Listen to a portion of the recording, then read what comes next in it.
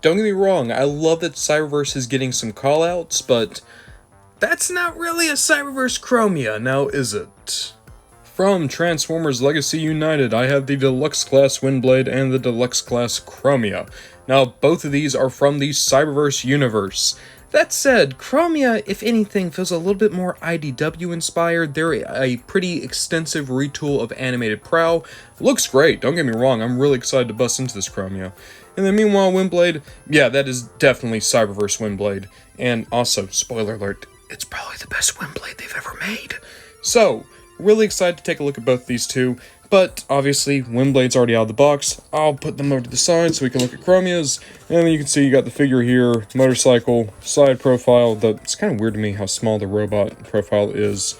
Here on the back you can see they still have prowls like throwing stars, and then just the cool art on the back. I still need to get Magmatron, man. But okay, that's Chromia's box. Let's actually get them out. These two just look so good together. I don't know if anyone remembers, but back in IDW 1.0, when they first introduced Windblade, Chromia was Windblade's bodyguard, so I always think of these two characters as kind of hanging out, and I think that these two mesh so well together. Even if this isn't the proper Cyberverse Chromia design, it still looks really good alongside this Windblade. And I'll be honest, I like this Chromia in hand so much more than Animated Prowl. With Animated Prowl, I thought this was just too boxy a figure. But with Chromia, especially with the paint scheme they've given her, it just looks so good, man. We'll look at Chromia first because they're the newer one, and then check out Windblade's robot mode.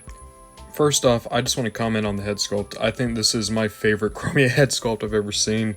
I think it looks absolutely spectacular. And once again, it helps that, like, there's so many blues here, but they're blues that all go so well together. You have kind of like this kind of more turquoise blue, the more kind of normal blue, and then this more lilac color.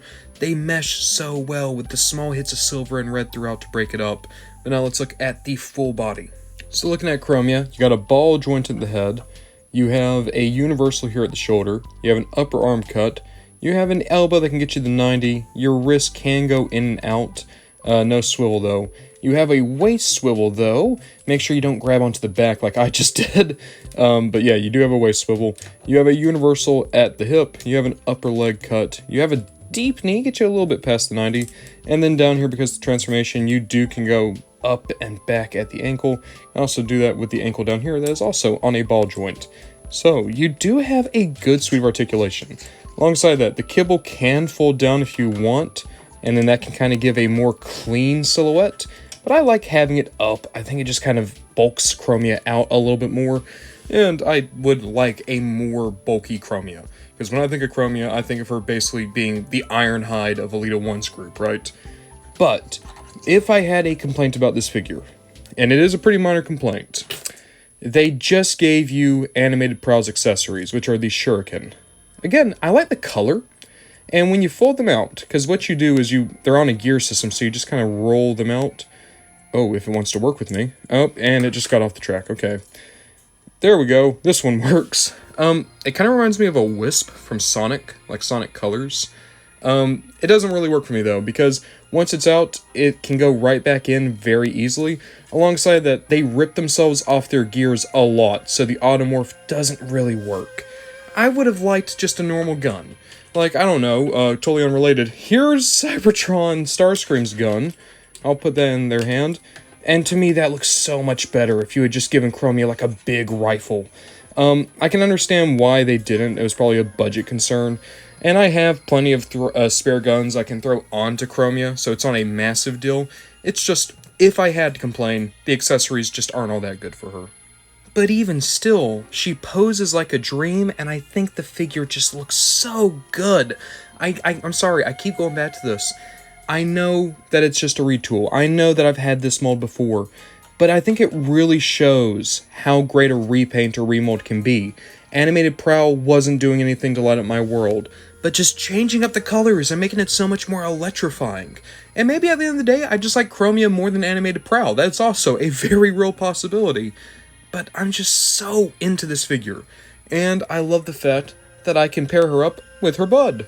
Windblade was from Wave 1 of Legacy United, whereas Chromia is a Wave 2, so There is a little bit more age to this figure, you know, it's not as new as the Chromia is, but I still love it a lot. You have a ball joint at the head, you have a universal at the shoulder, upper arm cut, you have an elbow that goes just below the 90, but you do have a wrist swivel, which is great for a sword-wielding character, waist swivel, universal at the hip, knee that goes that far and then that far forward, and then we have a weird little joint setup through transformation joints down here at the foot, so you can go that far down and you get a little bit of a tilt. Alongside that, you can pose the wings. The wings go that far down and that far up. And you can also switch the fans around, so if you want them black, they can be like that, or if you want them silver, there you go. I adore how Windblade looks. I think that this is my favorite Windblade figure of all time at this point. It helps that there's so many little details to it. It's hard to catch on my camera, but there are sculpted lines in Windblade's face to mimic how in Cyberverse she almost had a ventriloquist doll set of lines going from her lips down to her chin. It's hard to even see in person, but they are there. Alongside that, I love how that cyan blue helps break up the red, and I think the proportions on this figure are very, very solid. And you have a couple of accessories to play around with as well. Her most obvious accessory is her sword, which you can get her to hold in both hands, by the way. As you can see, you have like a wind turbine here in the hilt, and then you have this kind of flame effect. In theory, this is a blade made out of like compressed air or wind. I forget what the actual like jargon behind it is. I think it looks fine. I like it more than if it was just a normal sword, right? But I also kind of wish you could take that out and just have the hilt, because then you can see they even sculpted for you to be able to put the sword on Windblade's hip, which you can still, but I think it looks weird to have it on there. It takes a second to get in. I think it's weird to have it on there and then it just still have the blade out. The other accessory is also probably going to be a little bit hard to pop out, because it was a little hard to pop in the first time. That is her fan. Oh, wow. Can I get this back out? It comes detached. Oh, there we go. Hoi. I thought I broke the figure for a sec. So that's a knock I have against the fan, is it's very hard to get the fan out. And then once you have it out, you can do a few separate things with it. It doesn't do much. Weirdly enough, this was like a concept thing before they put Windblade in the comics, that they would use their fan as a weapon. Their original Thrilling 30 toy did this as well.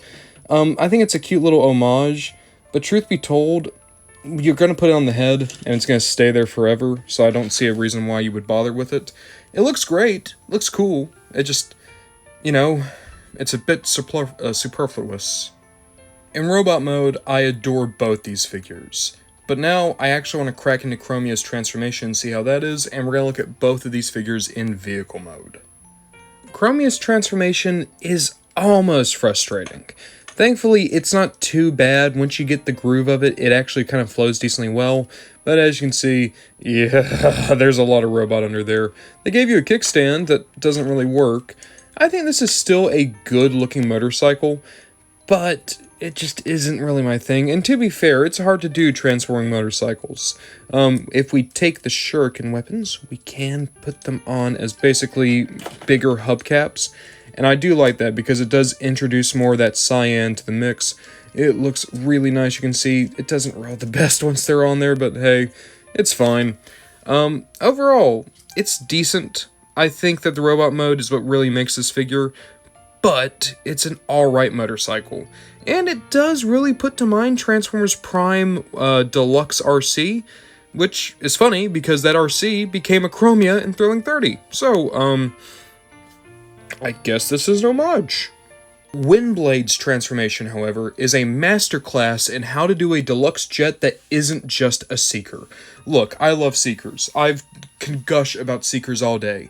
But if you've messed with one Seeker that's a G1 style, you kind of know how the transformation's going to go. Windblade has so many tricks unique to her.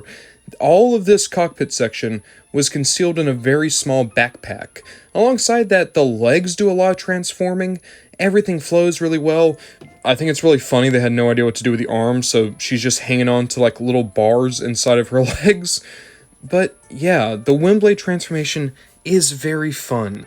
I think for a deluxe jet that isn't just trying to do the Starscream transformation, this came out really, really well. And there is a little bit of fun to be had because you can move around the fans just like you could in robot mode, so you can kind of play with the fact that this is supposed to be a hover jet of some description, and it stands better than Chromia. Oh, by the way, fold-away landing gear for the freaks out there that care about that. I won't lie, both of these figures have a really strong chance of making it into my top 10 Transformers of the year in 2025. I think that these are just incredible. Some of my favorite deluxes I've messed with in a very long time. I do think Windblade is the better package. Their robot mode is still articulated, their transformation's a lot more fun, and I think their vehicle mode's a little bit more impressive. But just the robot mode on Chromia, I think, is worth the price of admission. It's such a sleek looking bot. These two together look incredible. I can't wait to pair them up on my shelf proper, and I'm just happy I was able to find both of them pretty easily. So, I would give both of these figures a very, very strong recommend. My personal bias, that being my preference for robot modes, would make me recommend Chromia slightly more than Windblade. But I do think that Windblade is the objective better figure, and I think that they are both worth at least looking into if you're wanting to build up a shelf.